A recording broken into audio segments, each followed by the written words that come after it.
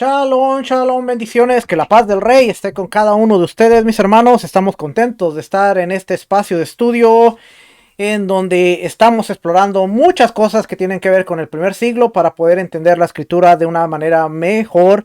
La semana pasada vimos el contexto político, del contexto judío político, y vimos parte de lo que se estaba moviendo durante y después del primer siglo, después de Yeshua. También vimos algo interesante, que muchas veces nosotros decimos que Yeshua nació en el año cero, pero nos dimos cuenta de que no fue así, sino que realmente él tuvo que haber nacido antes del año cero. Así es que muchas veces decimos, pero eso que es importante, realmente no tiene nada de importancia y no va a afectar el hecho de que nació antes, nació después, pero sí nos puede ayudar a darnos una idea de cómo muchas veces tomamos por sentado algo que leemos dentro de la escritura, porque yo tuve que ir, terminando la clase, yo tuve que ir y literalmente tuve que revisar el capítulo 3 de Lucas. Y dice ahí que Yeshua tenía como 30 años cuando fue bautizado por Juan el Inmersor. Así es que ese pequeñito detalle que nos está diciendo Lucas tenía como, o sea, no está diciendo tenía 30. Y muchas veces damos por sentado. Y no, ahí dice el Evangelio, dice tenía 30 y empezamos a contar. Y tenía 33 años cuando murió, tenía 37 años. Lo más importante es que murió y el Padre lo resucitó y a través de él encontramos salvación. Pero estos pequeños detallitos nos ayudan ¿estamos realmente estudiando la escritura como debiéramos o estamos dando por sentado cosas que muchas veces la escritura no nos dice? Así es que, habiendo dicho eso, tenemos mucho por aprender y muy poco tiempo, porque se nos está acabando el tiempo. La venida del Mesías cada vez se ve más cerca y debemos prepararnos lo mejor posible para entender la escritura más que nada. Acuérdense, muchas veces queremos sacar un mensaje espiritual sin antes entender el contexto. Hoy vamos a hablar un poquito acerca del el contexto judío, como cada semana, pero la semana pasada usted me oyó. Ups. Deme un momentito, que aquí me está jugando algo. Me está haciendo una jugada. Oh, ya sé, es que hace rato que grabé. Hace rato que grabé para el de matrimonios. Tuve que moverle y ahora. Ahí está. Ok, ahora sí. Está viendo la pantalla que dice provincias, colonias y ciudades romanas. Esto lo hablamos la semana pasada. Lo hablamos la semana pasada ya para terminar la parte del contexto judío. Así es que vamos a leer un poquito. Aquí tengo una notita. Esta notita, o más bien es el mapa. Y aquí nos dice Imperio Romano, que eran las provincias senatoriales, las provincias imperiales y los estados satelitales. Y aquí vemos como lo verde son provincias imperiales. Todo esto es el Imperio Romano con las provincias imperiales. Lo rojo, provincias senatoriales. Entre ellos está Macedonia, Asia, Éfesos, Bitinia, Ponto. Entonces Capadocia y Galacia, Cilicia, son provincias imperiales, mientras que Bitinia y Ponto son provincias senatoriales. Aquí nos vamos a dar cuenta que Judea, aquí lo que está Judea se va a considerar como una provincia imperial. Y lo que es gris, estados satelitales, que es realmente muy poco esta parte de aquí. Pero, si nosotros leemos aquí, vamos a ver, provincias, colonias y ciudades romanas. ¿Por qué es importante? Porque cuáles eran sus derechos, beneficios y responsabilidades. Aquí vamos a aprender un poquito acerca de lo que veíamos la semana pasada. ¿Quién era el tetrarca? ¿Quién era el prefecto?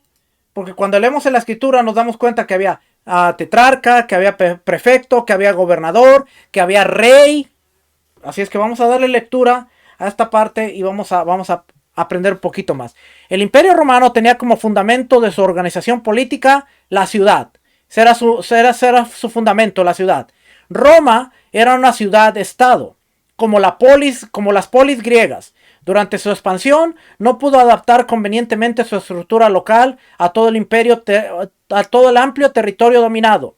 Así que se limitó a reproducir su estructura básica sin desarrollar una burocracia imperial que controlara todas las provincias y a sus habitantes. De este modo, las ciudades se constituyeron en centros urbanos que controlaban el territorio que las circundaba y se convirtieron en las unidades territoriales, jurídicas, económicas y religiosas que, gobernadas por autoridades locales, representaban el poder de Roma. Oiga bien, eran unidades territoriales, jurídicas, económicas y religiosas que eran gobernadas por autoridades locales que representaban el poder de Roma. Ya vimos la semana pasada quiénes eran los saduceos y cuál era su poder y cuál era su interés.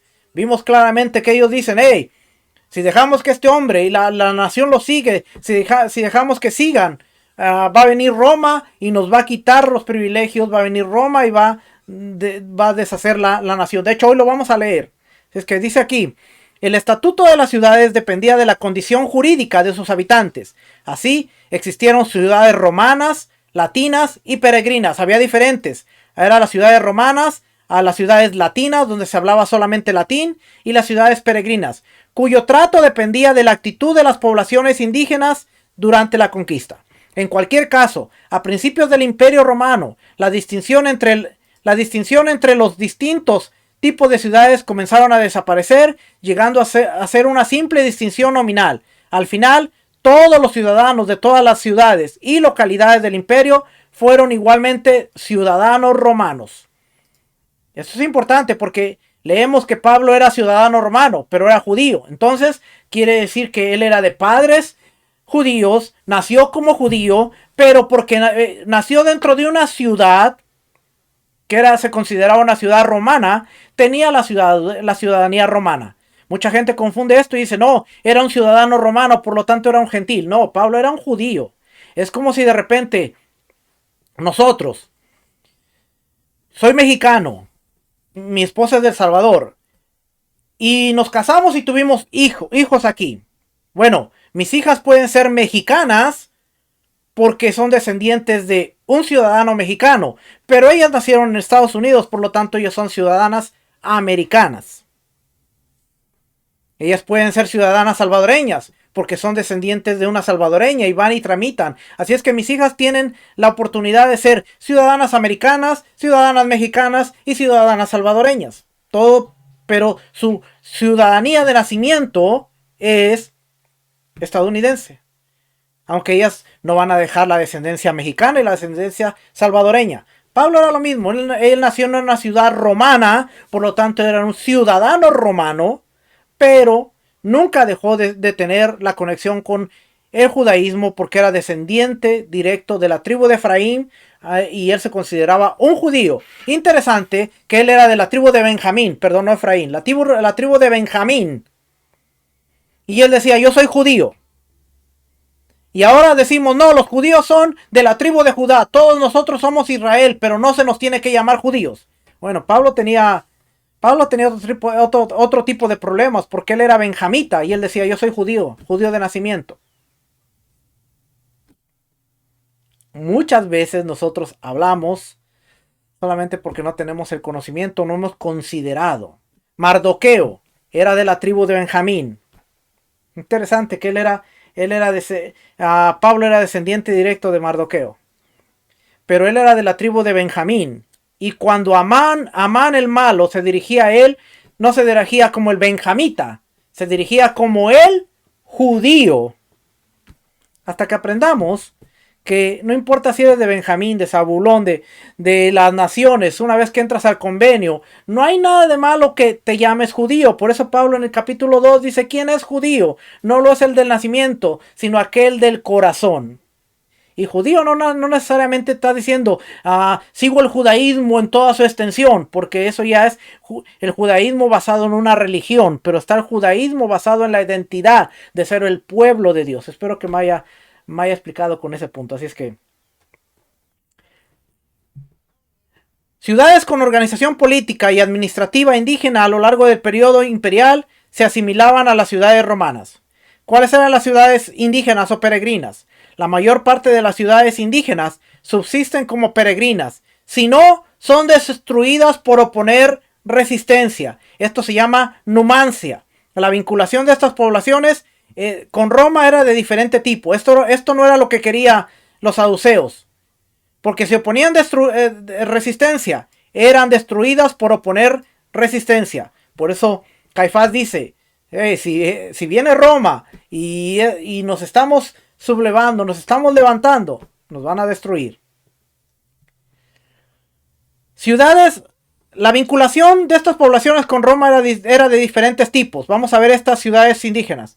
Había ciudades federadas, el Tratado de Igualdad o Feudeus Aucum, firmado con Roma. Era un privilegio del que gozaron pocas ciudades foederate, los soci o los asociados o federados. A cambio del reconocimiento de ciertos derechos, tenían ciertas obligaciones legales con Roma. Los habitantes debían prestar ciertos servicios, sobre todo el de ofrecer soldados para las legiones. La costumbre era que cuando conquistaban un pueblo, Roma exigía una compensación única por los gastos de guerra. Un tratado de paz que garantizara ciertos derechos a los ciudadanos romanos, como el paso libre a comerciantes romanos. Si las ciudades aliadas intentaban repudiar estos acuerdos, eran castigadas y a veces la totalidad de la población era reducida a la esclavitud o la ciudad completamente destruida.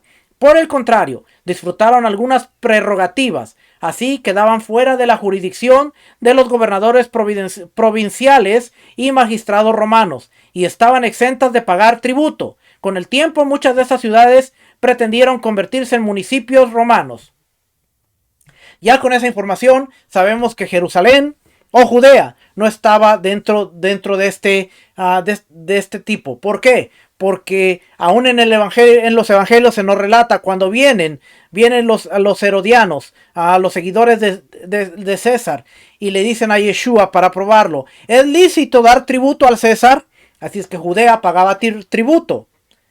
Con ese pequeño detalle ya vamos entendiendo entonces qué tipo de ciudad o qué tipo de conexión tenía Judea con Roma. ¿Por qué? Porque pagaba impuestos. Vemos a Mateo, que era un recolector de impuestos. Así es que no entraba dentro de esta ciudad federada. Ciudades libres o inmunes. Su libertad de autonomía no estaba regulada por ningún tratado, sino por la mera irrevocable concesión unilateral de Roma. También estaba exonerada de pago de tributo y la jurisdicción del gobernador provincial, pero dependía de las disposiciones del Senado. Tampoco esta entra en lo que era el Judea. Ciudades estipendiarias. La mayor parte de las ciudades firmaba un tratado desigual, Foedos Inicum, que reglamentaba el pago de un tributo anual y otras cargas fiscales, además de la asignación de tropas auxiliares al ejército romano. Roma no solía intervenir en asuntos internos.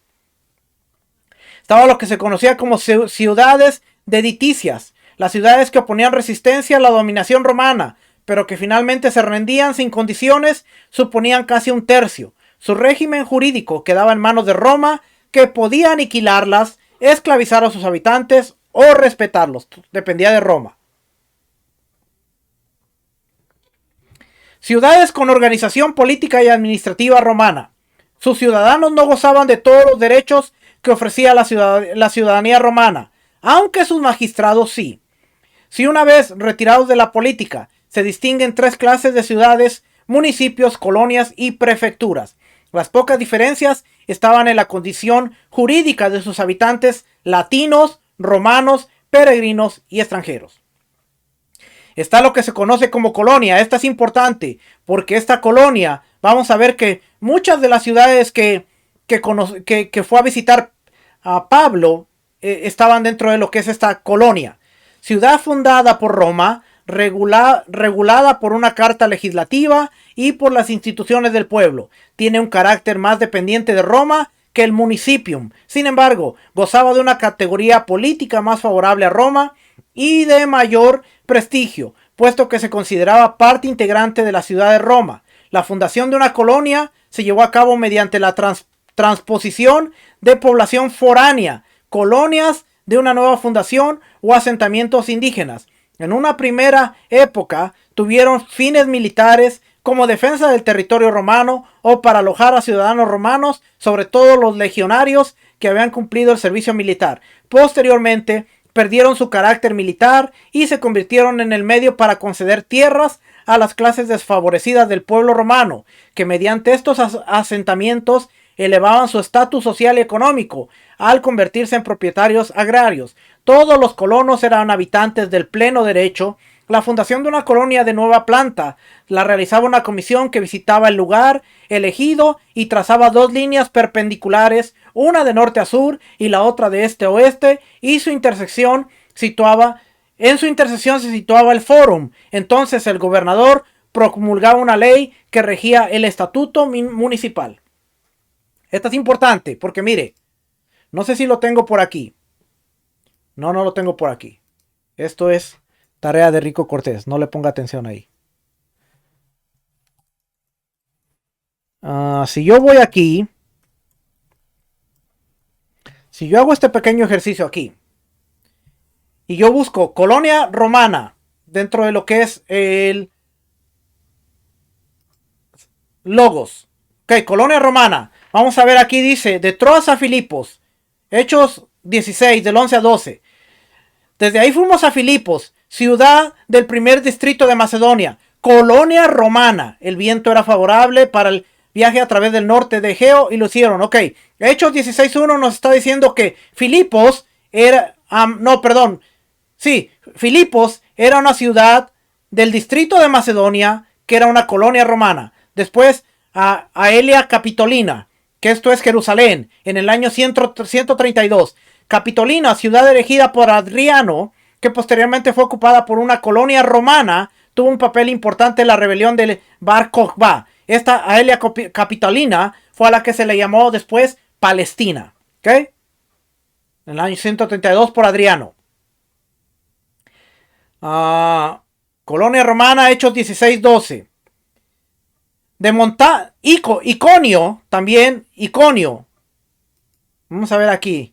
Iconio. Luego de un viaje de 2 o 3 días desde Antioquía por la vía Sebaste, Iconio era un oasis de la entrada en una enorme llanura, después de cruzar un paso de montaña en la ruta comercial que llevaba al oeste, a Éfeso y Roma. Se convirtió en una colonia romana bajo el reinado de Adriano.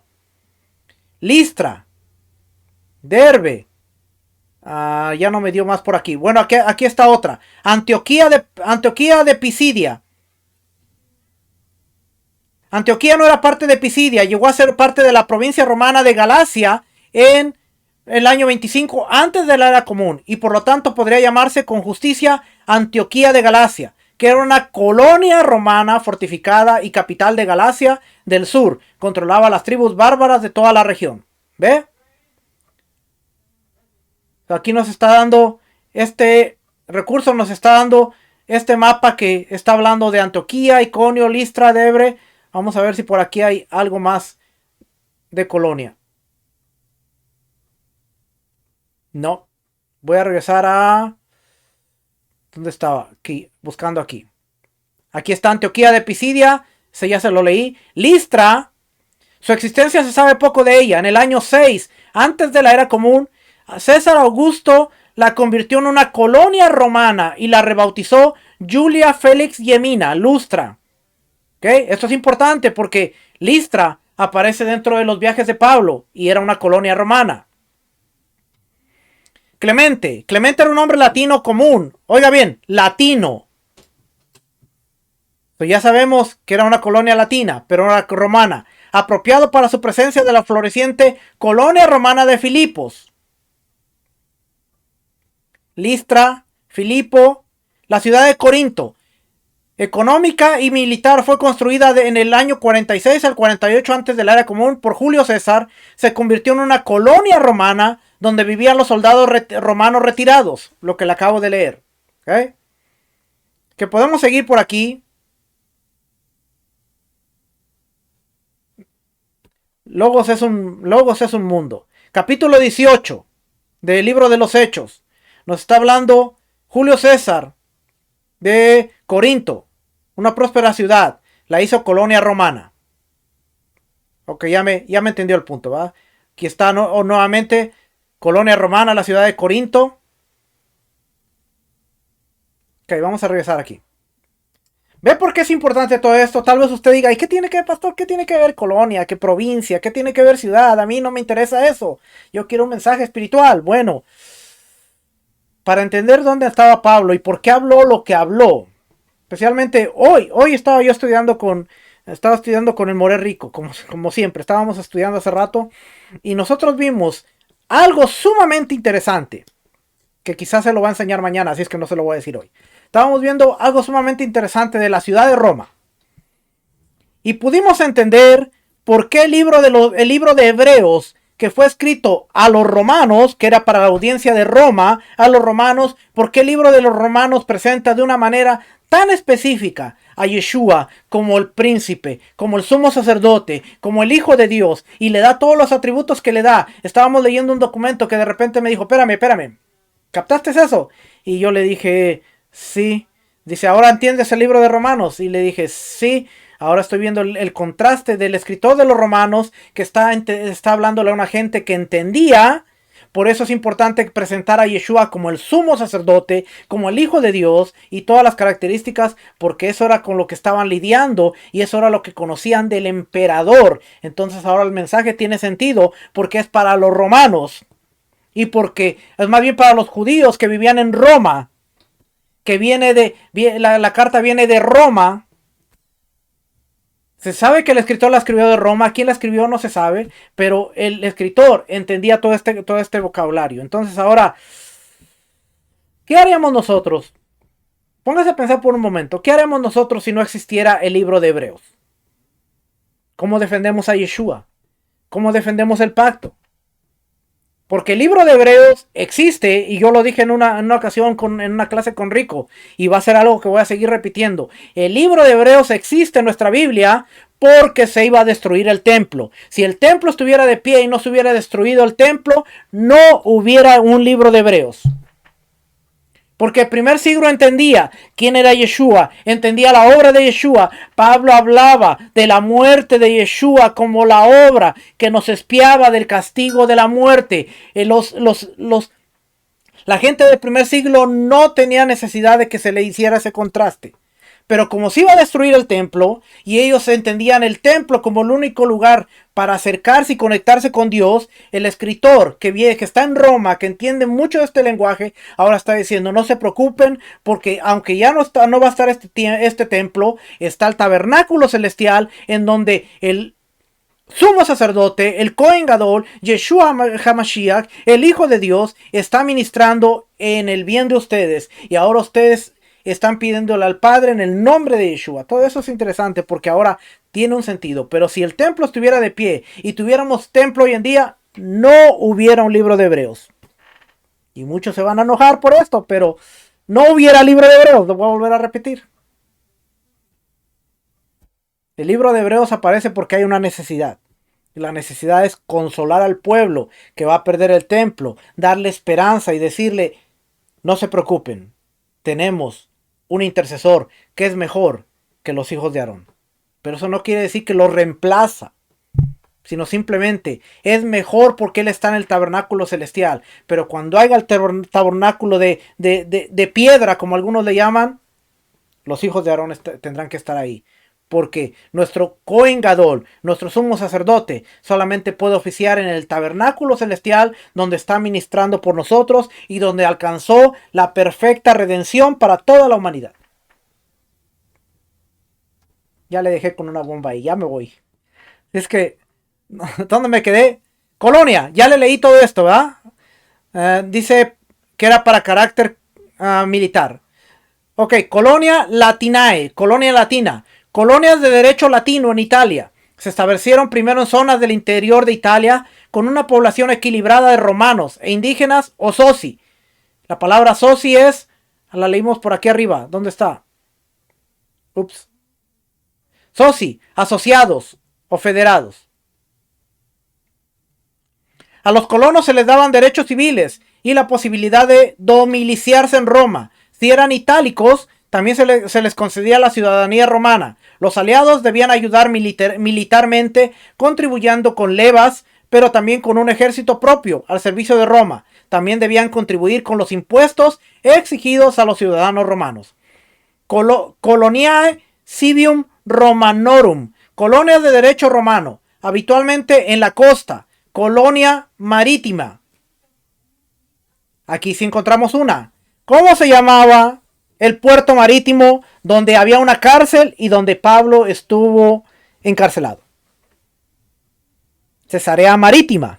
Era una colonia marítima. Por eso se llamaba, en lugar de por llamarse Colonia Marítima, se llamaba Cesarea Marítima. Porque ahí estaba el puerto que servía para los romanos que trajeran y llevaran su ejército y sus provisiones.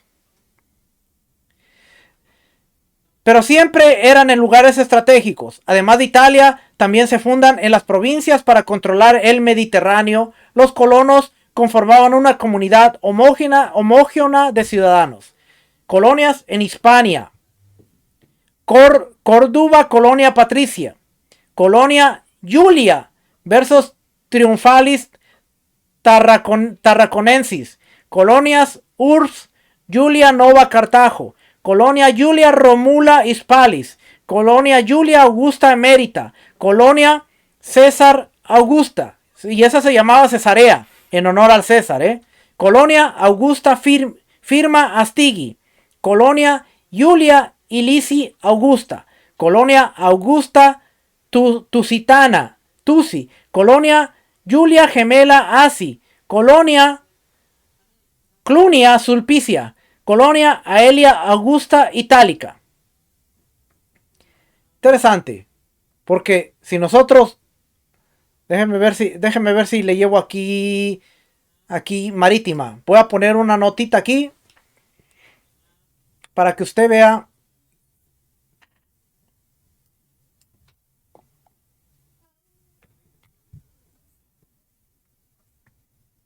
El mapa.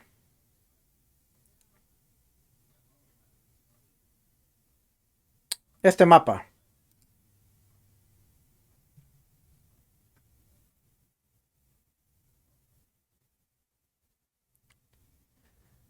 ¿Cómo está aquí un Cesarea Filipa Cesarea? Esto era lo que ellos trataban de proteger. El mar Mediterráneo. ¿Ok? Esto era la península de Fenicia.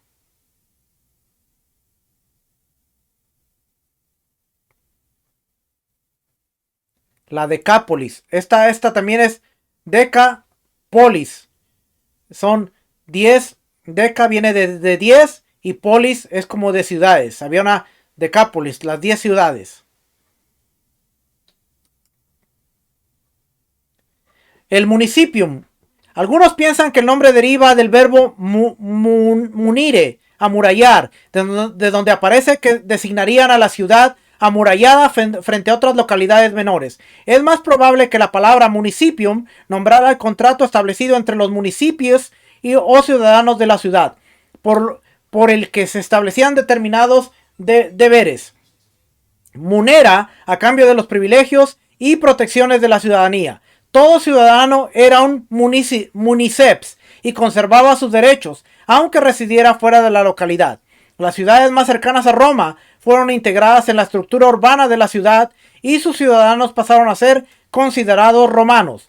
Las demás ciudades de Italia fueron invitadas, en ocasiones obligadas, a integrarse a la estructura de la ciudad-estado de Roma, pero no se incorporaron a la ciudad. Para estas ciudades se creó el término municipium. Más adelante sirvió también para designar a las ciudades del resto del Mediterráneo y Europa, que se incorporaban a la jurisdicción de Roma, aunque siempre mantuvieron algunos de sus derechos indígenas. Los ciudadanos no gozaban de todos los derechos de la ciudadanía romana, aún así tenían derecho a voto, pero sí tenían los deberes de los impuestos y del servicio militar. Otros poderes consultivos eran los decuriones, miembros del Senado local. Finalmente, el término municipium designa solo el nivel más bajo del gobierno local. Otros términos vinculados con las localidades: urbs, reservado a Roma, de donde vienen los campos urbanos, suburbios, villa, hacienda rural que formaba una propiedad agrícola, o también los palacios construidos en las ciudades, villas suburbanas o urbanas, villa de los misterios en Pompeya, villa de los papiros en Herculano, y las villas imperiales, villa de Tiberio en Capri, la de Adriano en Tivoli. Fundos eran asentamientos en torno a una villa artística, rústica. Ager, asentamiento rural reducido, cortijada. Pagus, distrito delimitado. Y Vicus, barrio de localidad pequeña. Provincias y ciudades en el Imperio Romano. Los romanos dividieron su inmenso territorio en provincias. Esta palabra formada a partir de pro, que es por, y vincia, victoria, por victoria. Eso era lo que era una provincia. Era lo que había conquistado Roma y ahora se llamaba por victoria un territorio romano. Eso era lo que era provincia. Así que cuando decimos Judea era una provincia romana porque en algún momento Pompeyo entró, la conquistó y ahora era una por victoria de Roma una provincia. Leemos en los evangelios, la provincia de Roma, mira, era una provincia. Esa palabrita te está diciendo que en ese determinado momento había sido por la victoria de Roma un territorio romano. ¿Okay? En un principio, los territorios conquistados fuera de la península itálica, la administración provincial surgió con la expansión del territorio de Roma, primero a las islas y después a toda la cuenca mediterránea. Los dos cónsules, el cónsul ostentaba de la magistratura suprema, suspendida solo por el nombramiento de un dictador temporal. Tenían la responsabilidad de la administración de todo el territorio con la ayuda de los cuastores, administradores económicos. Pero el sistema no funcionó y se creó una nueva figura jurídica, el procónsul. Esto lo leemos en la Biblia, procónsul. Con un alto rango dentro de la magistraturas, equivalentes del pretor, que presidía los tribunales que afectaban a todo el territorio. Mire, fíjese, ahora que vemos esto, voy a ponerle aquí, procónsul. Y vamos a ver qué nos arroja aquí. Procónsul en la Biblia.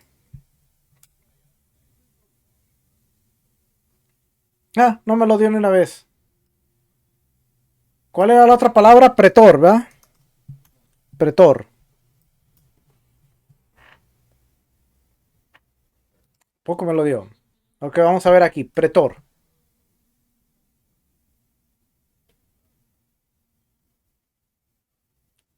Moneda macedónica del delegado romano. Pretor romano. ¿Ve? No está dentro de la Biblia, pero está dentro del contexto. Procónsul, posición política, el gobernador de una provincia romana que no requería un ejército de su disposición. Cada vez que leemos gobernador, como Herodes, que era gobernador de la provincia romana, era un procónsul.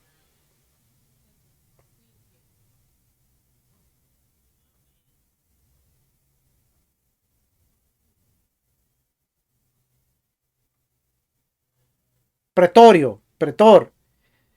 Lingüístico latino al griego, al pretorio. Lingüístico latino transcrito al griego como praetorion. Se deriva de la palabra pretor, que significa magistrado comandante. Aparece 8 veces en el Nuevo Testamento. Bueno, aquí sí me dio pretorio.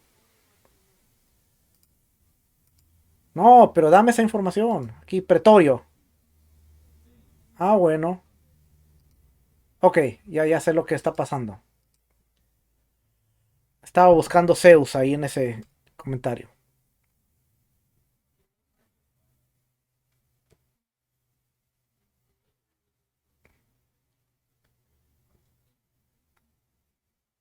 Estamos en vivo, así es que.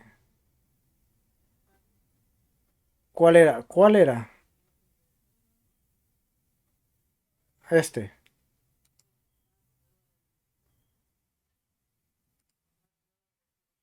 Pretorio. Residencia oficial del gobernador romano. Se refería al edificio, a la tienda.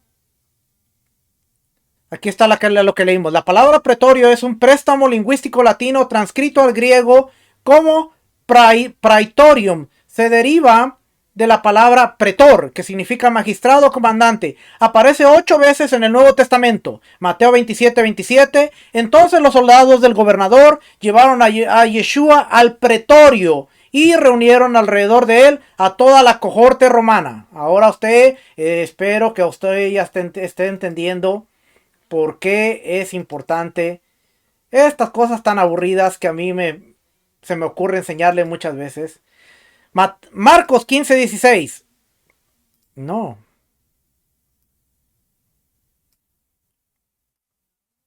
Marcos 15:16. Entonces los soldados le llevaron dentro del palacio, es decir, al pretorio, y convocaron a toda la cohorte romana. Juan 18:28. Entonces llevaron a Yeshua a casa de Caifás al pretorio. Era muy de mañana y ellos no entraron al pretorio para no contaminarse y poder comer la Pascua. Entonces Pilato volvió a entrar al pretorio. ¿Quién era Pilato? Era el pretor, era el gobernador, era el magistrado que estaba en el pretorio, el edificio, porque él era el pretor. Y llamó a Yeshua diciendo: ¿eres tú el rey de los judíos? Juan 19:9. Entró de nuevo al pretorio y dijo a Yeshua: ¿de dónde eres tú? Pero Yeshua no le respondió. Hechos 23:35. Te oiré cuando estén presentes también tus acusadores. Y mandó que lo guardaran en el pretorio de Herodes. Que está hablando que Herodes era el gobernador. Herodes Agripa. Filipenses 1:13. De tal manera que mis prisiones por la causa del Mesías se han hecho notorias. Y en toda la guardia pretoriana y a todos los demás.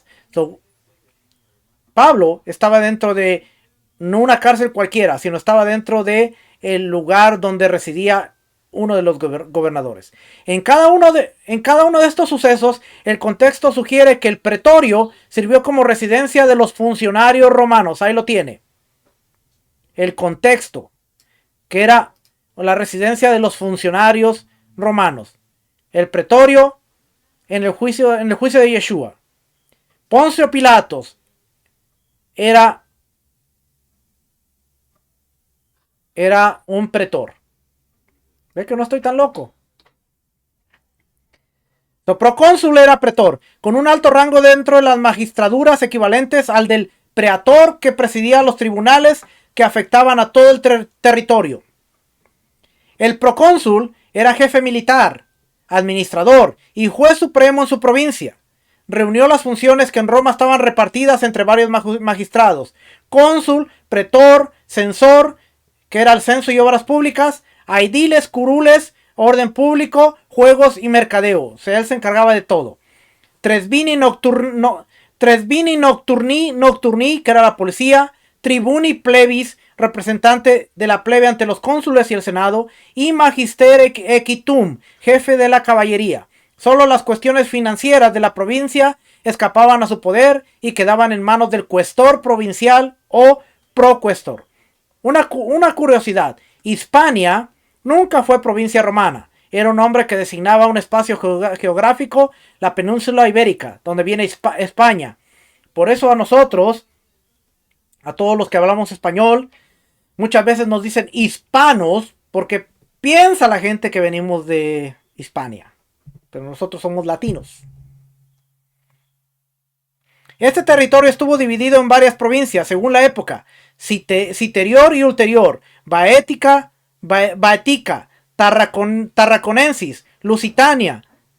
Tardiamente se añadieron Cartaginesis, Gallaesis e incluso Balearica. También la Mauritania Tingitana se consideró provincia vinculada con las anteriores. Y eso es un poquito del contexto de por qué es importante entender lo que eran las ciudades, el tipo de ciudades, cuáles eran los privilegios, cuáles eran las responsabilidades. Ya nos dimos cuenta que dentro de las provincias tenían que pagar impuestos. Por eso ahora, cuando llegan y dicen: Señor, ¿es lícito dar tributo al César?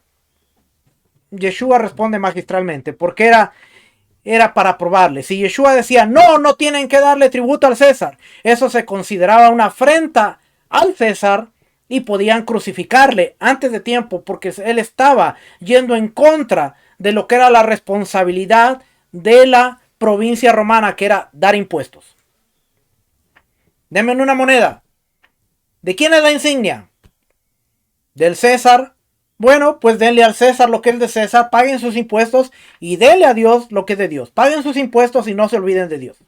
Y con eso Yeshua cierra un tema que dice, ok, si esto es político, se los contesto de manera política, pero también les aviento una cuestión espiritual. Denle a César, paguen sus impuestos, porque es nuestro deber. Pero denle a Dios lo que es de Dios. Vamos a leer esta parte. Vamos a entrar un poquito. El judaísmo en tiempos del Nuevo Testamento. Mucha gente, no. Yeshua vino a liberarnos de la religión. Yeshua era como un revolucionario. Le iban a decir, basta del judaísmo. Ya no, él vino a hacernos libres. Vamos a leer. Ningún estudio de los evangelios y del Nuevo Testamento puede tomar a la ligera el hecho de que Yeshua era judío y que el cristianismo surgió del judaísmo. Ah, mamá, eso no le va a gustar a muchos. El cristianismo surgió del judaísmo. Como tal, mi gente, me voy a atrever a decir algo que ya me ha escuchado muchas veces. Es incorrecto, oiga bien, es incorrecto decir vamos a estudiar las raíces hebreas del cristianismo, porque no las hay. Si usted pretende que para que la gente, oh wow, vamos a estudiar las raíces hebreas del cristianismo, usted no quiere dejar de ser cristiano. Porque lo correcto es decir, vamos a estudiar las raíces judías del cristianismo, ahí sí se la creo. Pero las raíces hebreas del cristianismo, donde el cristianismo salió del judaísmo y la raíz es el judaísmo, no puede usted, si usted quiere escarbar las raíces hebreas del cristianismo, se va a quedar siendo cristiano, como mucha gente que yo conozco que dijo vamos a estudiar las raíces hebreas del cristianismo y fue hace 5 o 6 años y al día de hoy siguen siendo cristianos porque la raíz la llevó a donde es, al cristianismo, no hay más. Pero cuando tú eres fiel con la verdad, te vas a dar cuenta de que no hay tal cosa como las raíces hebreas del cristianismo. Si usted escucha a alguien decir eso, usted sabe que tiene la intención de no dejar de ser cristiano. Con eso se lo dijo todo. Si usted escucha a algún maestro que diga, vamos a estudiar las raíces hebreas del cristianismo, esa persona quiere información para seguir siendo cristiano. No quiere cambiar. Porque el cristianismo surgió es más, aquí para que usted lo vea más, mire, se lo voy a poner rojo, bien rojote ahí. El cristianismo surgió del judaísmo. Además, el primer periodo de la iglesia fue profundamente judío. Hechos del 1 al 8. ¿Qué hacemos con el mensaje hoy? No, tenemos que ser como la iglesia primitiva, volver a la iglesia primitiva, y la iglesia primitiva, la iglesia primitiva. La iglesia primitiva era judía, entonces me está diciendo que cuando pastores cristianos están hablando de su púlpito, tenemos que ser la iglesia primitiva. Le está diciendo a tu audiencia, ¿tienes que ser una iglesia judía? ¿O que observe el judaísmo? Es exactamente lo que quieres decir. Porque de Hechos 1 a Hechos 8, va más allá, a Hechos 10. Y ni en Hechos 10, porque Hechos 10, aunque encontramos a un gentil, Cornelio, nos vamos a encontrar un hombre que estaba camino a la conversión. Era un hombre temeroso de Dios. Quiere decir que era aquel que había aceptado al Dios de Israel, seguía los mandamientos, pero no tenía circuncisión. Que era el temeroso de Dios. Los que se paraban a la puerta. Después venía el paso de la conversión y se les llamaba prosélitos, que eran los que habían hecho conversión ya. Y luego estaban los judíos. Era la gente del primer siglo. Es que, familia, Hechos del 1 al 10. Pero aquí el documento dice de Hechos del 1 al 8. La iglesia tenía un periodo profundamente judío. Es que la próxima vez que yo escuche a alguien decir, no, es que tenemos que ser como la iglesia primitiva de Hechos, y la iglesia primitiva de Hechos, yo no voy a decir nada, pero me voy a reír por dentro, porque sé que esa persona le está diciendo a su audiencia, tiene que observar Torah, y tiene que seguir las instrucciones de Dios. Usted tampoco diga nada, ¿eh? Al rato no vaya a decir por allá, no, el pastor me dijo que yo, no. Solamente les estoy enseñando lo que significa. Primer periodo de la iglesia fue profundamente judío. Hechos del 1 al 8. Al igual que los primeros misioneros o los primeros evangelistas. Por lo tanto, para entender el Nuevo Testamento, es esencial comprender el judaísmo de la época del Mesías de la manera más completa posible. Ahí lo tiene. No podemos entender el Nuevo Testamento si no entendemos el judaísmo de la época del Mesías. ¿Y cuál es ese judaísmo, pastor? Es el judaísmo que fue declarado, porque no es que fue establecido, fue declarado por Esdras y la gran asamblea de los 120 hombres que regresaron del exilio, y empiezan ellos a declarar lo que ya ellos vivían, pero de alguna manera oficial. Ahora fue oficial por cuestiones de la diáspora, porque ahora se dan cuenta de que aunque ellos regresaron, se quedó una comunidad grande en Persia, había comunidades en Babilonia, se quedó una comunidad grande en Babilonia, pero también había en Persia, había en Asiria, y se empezaron a dar cuenta de que había gente en la diáspora. Entonces ahora empiezan a establecer oficialmente lo que es el judaísmo, ya como una religión, como un estilo de vida, que era lo que ellos tenían. Y los académicos y los educadores hoy en día lo han catalogado como el judaísmo del segundo templo. Cada que usted escuche la palabra judaísmo del segundo templo, es ese judaísmo primitivo que Yeshua observó, que Pablo observó, que Pedro observó, que Juan observó, que es ese judaísmo del segundo templo. Muchas de las enseñanzas que nosotros damos o hacemos, siempre tratamos de enraizarlas a la base que es ese judaísmo del segundo templo. Porque es el que vivió Yeshua. Y Yeshua dijo, imítame, sé imitador. Pablo dijo, imítame a mí como yo imito al Mesías. Sigue mis pasos. Entonces, eso es lo que se conoce como el judaísmo en la época del Mesías o el judaísmo del segundo templo. ¿Cuáles eran las características más importantes de este judaísmo?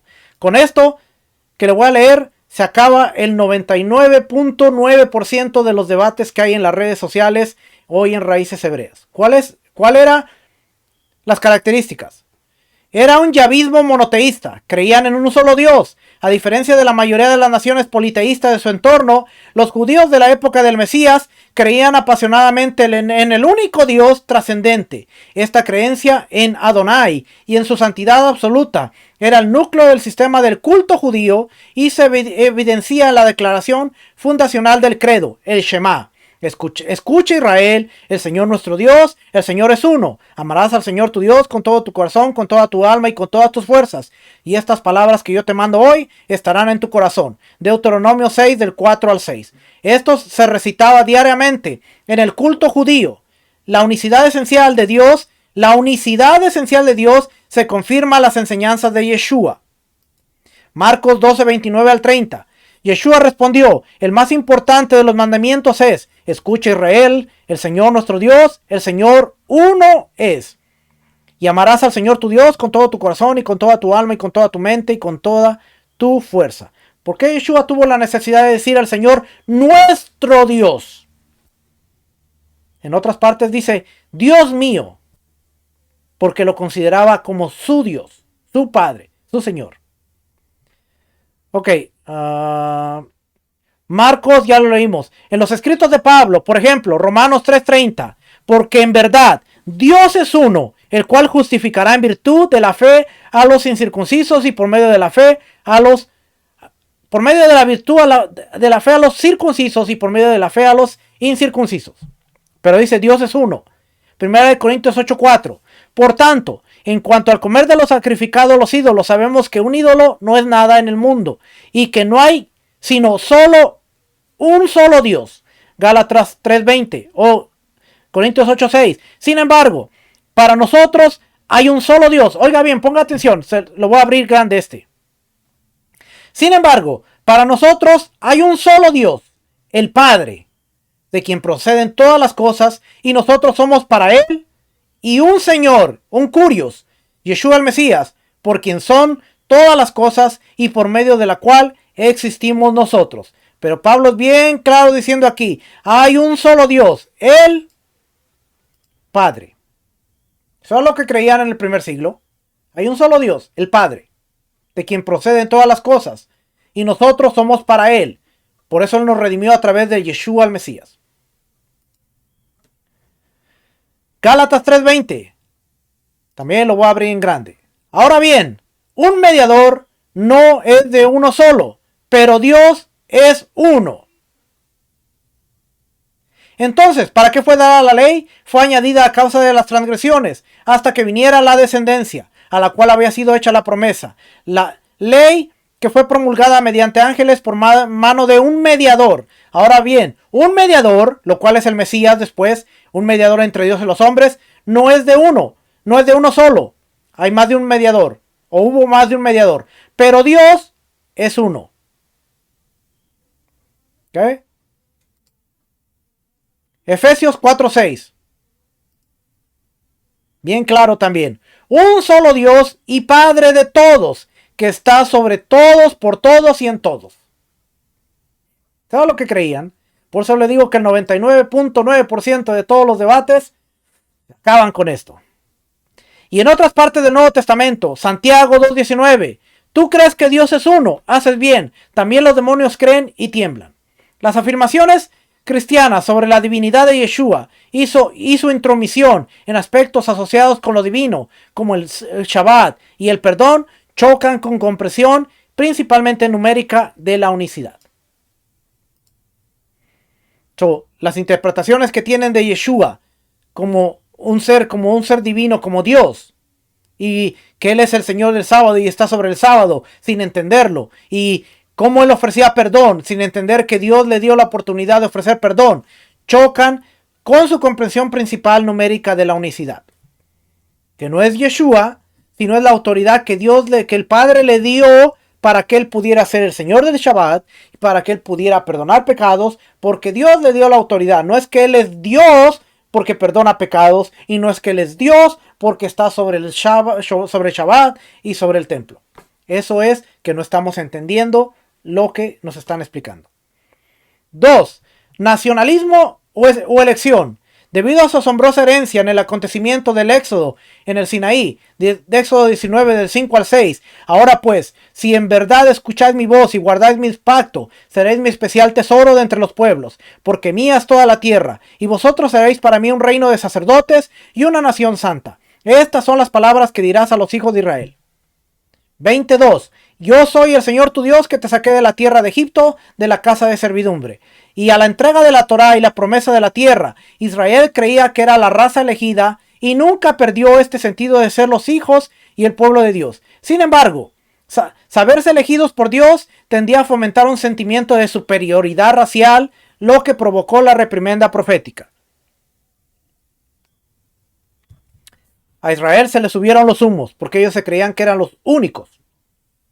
Y no transmitieron el mensaje de la Torá a los demás. Nomismo. El nomismo es la centralidad de la ley. Este fue el rasgo distintivo del judaísmo, especialmente después del exilio. La ley incluía la Torá, especialmente el decálogo, las 10 palabras o 10 mandamientos, junto con la ley oral, la halajá. Todo esto era lo que incluía. ¿Okay? Era lo que creían en el primer siglo. Yeshua creía en la ley oral. Yeshua apoyaba la halajá. Pero hoy en día nosotros no. ¿Por qué? Porque no la entendemos, porque no la comprendemos, porque no sabemos cómo trabaja, porque no nos damos el tiempo, porque nos da flojera leer la Mishnah, porque lo creemos todo rabínico, porque lo creemos todo manipulado por el hombre, porque no entendemos la legalidad, la jurisprudencia de lo que llevaba el Sanedrín dentro de los asuntos legales, religiosos, jurídicos del pueblo. Ellos tenían la autoridad que había sido dada y delegada a través de Moisés al pueblo. La ley oral, creada por los fariseos y rechazada por los saduceos, era un conjunto de leyes que ayudaban a explicar las leyes de la Torá, que viene de Génesis a Deuteronomio. Pacto. El concepto de elección y no mismo se centraba en el pacto, en el que Dios había llamado a Israel a ser pueblo, y este debía responder viviendo según la ley del pacto. Los pactos claves eran el pacto abrámico, que era la elección, Génesis 15 y 17, que se encuentra en Génesis 15 y 17. El pacto mosaico o el pacto de la ley, que se encuentra en Éxodo 20. El pacto davídico, la esperanza mesiánica, que se encuentra en 2 de Samuel capítulo 7. Los pactos están vinculados entre sí, cada una de las cuales sigue vigente y se basa en el anterior. Muchos judíos esperaban un nuevo pacto que restaurara a Israel. Pero Israel no solamente a las tribus del norte, sino a toda la nación de Israel. Jeremías 31:31. Aquí vienen días, declara el Señor, en que haré con la casa de Israel y con la casa de Judá un nuevo pacto. Ahora, después de haberle leído esto, bueno, déjeme le leo el 5 y le voy a mostrar algo.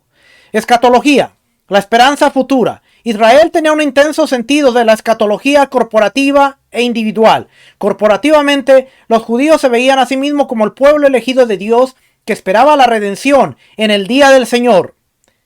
Por eso encontramos muchas veces esta expresión, el día del Señor, porque el día del Señor viene, Tesalonicenses, y vendrá que en el día del Señor, cuando Dios restauraría la nación, resucitaría a los muertos, juzgaría a las naciones y triunfaría sobre el mal. Esto sucedería al final de los tiempos, en marcado contraste con la primera venida de Yeshua en la mitad de los tiempos. Aunque hay indicios de resurrección en épocas anteriores del Tanakh, Antiguo Testamento, durante el periodo intertestamentario se desarrolló una mayor expectativa de resurrección individual. Aunque los saduceos la negaban, Mateo 22:23 nos dice, en ese día se le acercaron algunos saduceos, los que dicen que no hay resurrección, y le preguntaron. Esta esperanza escatológica se trasladó cada vez más al futuro después del exilio. Existía una fuerte anticipación de un Mesías o un alternativamente llamado libertador, un hombre de gran poder cuya venida era inminente. Se creía que Dios intervendría y expulsaría al imperio romano de Israel y se establecería su reino en la tierra. Le voy a leer la Biblia. Ahora usted va a entender. Primero vamos a Hechos. Capítulo 1. La ascensión antes de que Yeshua subiera al cielo. Dice capítulo 1 versículo 6.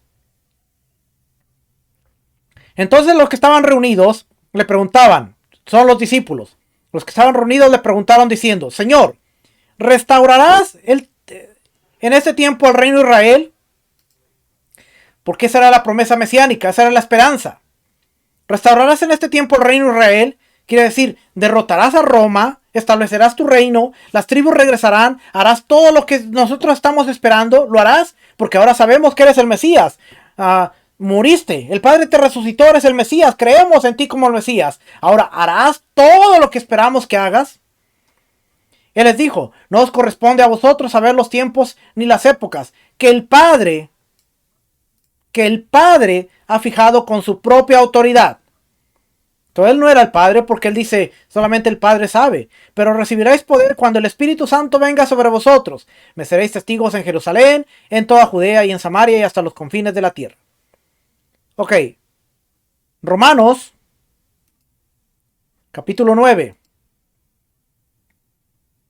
Digo la verdad en el Mesías, no miento, dándome testimonio mi conciencia en el Espíritu, en el Ruach HaKodesh, de que tengo gran tristeza y continuo dolor en mi corazón.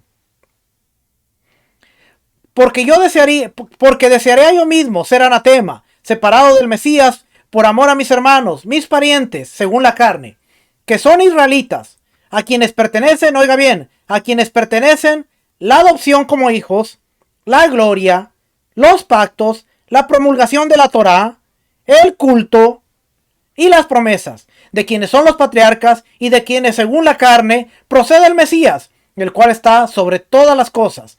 Dios bendito por los siglos. Amén.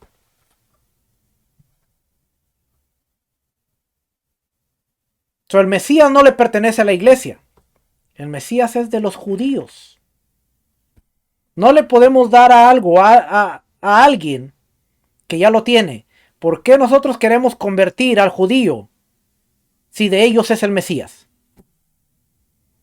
Si nosotros quitamos al judío del medio, le estamos robando algo y nos estamos apropiando de algo que no es. La iglesia cristiana durante mucho tiempo se ha estado apropiando de algo que no era de ellos. Dice, de ellos vienen los patriarcas y de quienes según la carne procede el Mesías.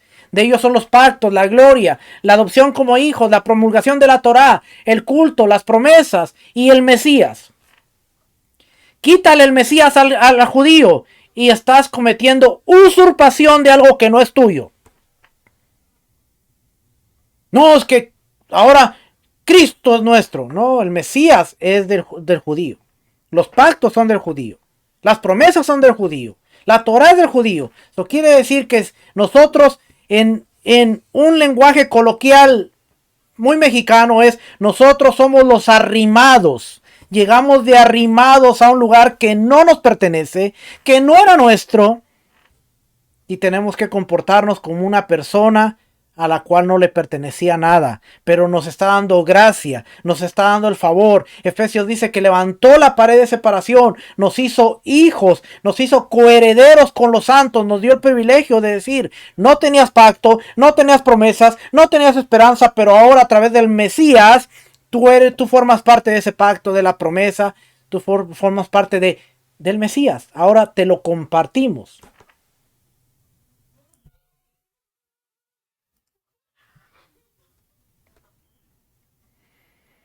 Todo esto creían en el primer siglo. Y ya lo vimos con los discípulos que dicen restaurarás. 6. Angeología y demonología. En la literatura judía del periodo intertestamentario, cuando digo periodo intertestamentario, para los que no sepan o no se acuerden, es el periodo mal nombrado como los 400 años de silencio. Ese periodo que se le llama de Malaquías a Mateo, que no había profecía, Dios no habló, no se dijo nada. Es ese periodo intertestamentario en el que se está desarrollando todo esto. Se está desarrollando el concepto del Mesías, se está desarrollando toda esta literatura. Es el periodo intertestamentario, ¿okay? Entre los dos testamentos, intertestamentario. Fue mentira que no había silencio. Fue cuando más literatura se desarrolló. Fue cuando más libros se escribieron. Fue cuando más se habló. Fue cuando más promesas se creyeron. Así que ese cuento de que los 400 años de silencio donde no hubo nada, no era así. Lamentablemente yo lo enseñé así. Así es que otra cosa que tengo que arrepentirme. Se desarrolló un considerable interés por la angelología y demonología en comparación con el Antiguo Testamento, donde aunque Satanás y los espíritus malignos no están ausentes, por ejemplo, 1 Samuel 16:14, el espíritu del Señor se apartó de Saúl y un espíritu malo de parte del Señor le atormentaba. Pero fíjese que el espíritu malo, dice, venía de parte del Señor. O sea, Dios mandaba un espíritu malo. Job 1:6. Hubo un día en que los hijos de Dios vinieron a presentarse delante del Señor y Satán vino entre ellos. Ahí ya esa historia la conocemos. 2, del 1 al 7. También Satán ante el Señor y Dios le da autoridad para que vaya y toque a Job. Primera de Crónicas 21:1. Se levantó Satanás contra Israel e incitó a David a hacer un censo de Israel. Zacarías 3, del 1 al 2. Entonces me mostró el sumo sacerdote Josué que estaba delante del ángel del Señor y Satanás estaba a su derecha para acusarlo. Y el ángel del Señor dijo a Satanás, el Señor te reprenda, Satanás, repréndate el Señor que ha escogido a Jerusalén. ¿No es este un tizón arrebatado del fuego? Aunque estaban ahí, no ocupaban un lugar destacado. Satanás y los demonios aparecen en el Nuevo Testamento, aunque no con tanto detalle como la literatura apocalíptica judía. Para los escritores del Nuevo Testamento, el verdadero problema del mundo no son simplemente los demonios, sino el pecado humano. Aquí lo tiene. Para los escritores del Nuevo Testamento, tengo una pregunta. Si estamos viendo aquí que para los escritores del Nuevo Testamento, el verdadero problema del mundo no son simplemente los demonios, sino el pecado humano, ¿por qué usamos el Nuevo Testamento la gran mayoría del parte del tiempo para predicar del diablo y los demonios como algo importante? Cuando en realidad eran los pecados humanos. Eso quiere decir que en lugar de predicar de Satanás y de los demonios, tenemos que exhortar y predicar en contra del pecado humano. Dejar de echarle la culpa al diablo, dejar de echarle la culpa a los demonios y mejor reprender a aquel que está en lascivia, aquel que está en adulterio, aquel que roba, aquel que está en chisme. En lugar de decir, no, es que el diablo te hace. Porque para los escritores del primer siglo está ahí, pero el interés, el foco principal es el pecado humano, no el demonio. Vaya a una iglesia, hoy se predica más del diablo muchas veces que de Dios. Se predica más de los demonios que de Dios. Es que el diablo me trae. ¿Cómo está, hermano? Más o menos, es que el diablo me anda porreando, el diablo me trae colgando. Hermano, es que he tenido una lucha, es que los demonios, es que no sabe, es que se me ponchó el diablo me ponchó la llanta, el diablo. ¿Acaso no dice el Salmo 91 que el ángel del Señor acampará alrededor de los que le temen y los defenderá? Si yo temo a Dios, si yo hago lo correcto, si yo me esfuerzo, no tengo por qué preocuparme por el diablo. Que yo sé que existe, claro. Que yo sé que existen los demonios, claro. Pero yo no vivo pensando que el diablo aquí, el demonio aquí. Yo trato de esforzarme por vivir de manera correcta. 1 hora y 10. Vamos a dejarla ahí. Falta temas y literatura apocalípticos, intereses misionológicos. Es más, déjame terminar esa parte ya para la próxima semana ya no regresar a esta partecita. Temas y literatura apocalípticos. En el periodo intertestamentario aumentó considerablemente el interés por la llegada del reino, el Mesías y el separatismo y el juicio. Por eso se desarrolló el libro de Enoch, por eso se desarrolló el libro de los jubileos, por eso se desarrolló mucha literatura apócrifa que no está dentro de la escritura, pero usted la encuentra por ahí, como Esdras y como otros libros, como el Testamento de los 12 patriarcas, mucha literatura que está ahí, que tiene interés apocalíptico. Está el Apocalipsis de Moisés, está el Apocalipsis de Elías, está el Apocalipsis de... ¿Usted cree que el Apocalipsis de Juan es el único que existe? El Apocalipsis de Juan que tenemos en la Biblia es uno de muchos apocalipsis que había. Muchos rollos o muchos libros apocalípticos que se escribieron, pero solo uno llegó a la Biblia, el Apocalipsis de Juan. Pero hay muchos. Póngale ahí. Busca ahí en Google. Libros apocalípticos del periodo intertestamentario y va a ver que le va a salir. Va a ver que yo no miento. Verifíquelo, valídelo.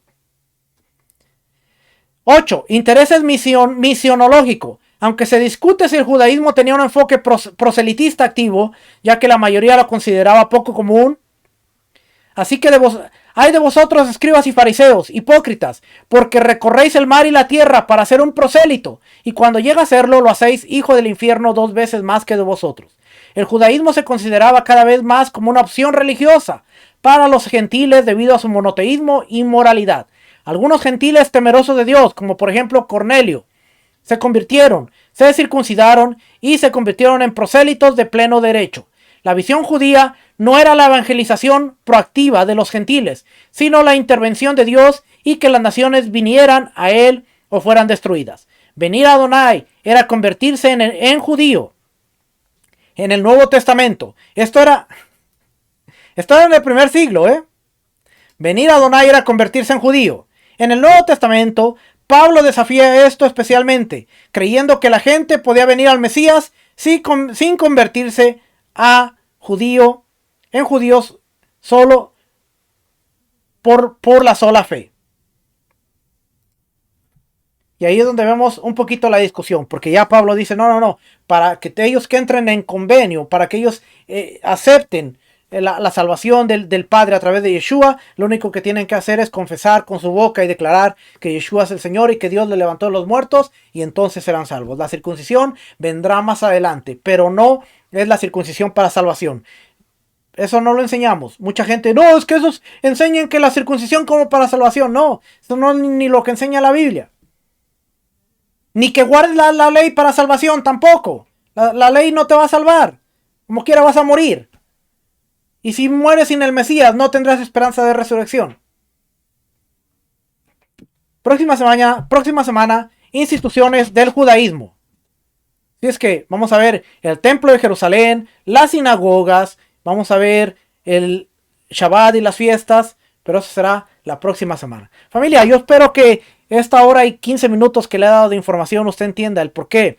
¿Por qué nos estamos tomando este tiempo? ¿Y por qué no solo leemos el Nuevo Testamento? Porque mucha gente dice, no, es que ya no leen el Nuevo Testamento. Bueno, vamos a regresar un poquito, poner todas las bases, poner todo el contexto. La próxima vez que leamos un documento que fue escrito para nosotros, pero no a nosotros, vamos a poder entender muy bien. Hoy entendimos que era una colonia, que era una ciudad, cuáles eran las responsabilidades, cuáles eran los privilegios. Pudimos ver que era un pretor, pudimos ver que está ahí en la Biblia, solamente tenemos que buscarlo. Pudimos ver que Herodes, cuando Yeshua está en su juicio, fue llevado al pretorio, donde estaba el pretor, donde estaba el procónsul, que era Herodes, que era el gobernador de una provincia romana. Ahora lo entendemos mejor. Después empezamos a ver todo esto que era, cómo se miraba el judaísmo en tiempos del Nuevo Testamento.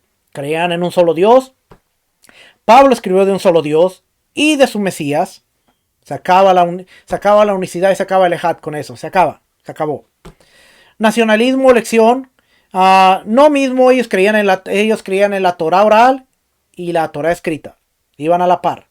Yeshua habla de la Torah oral.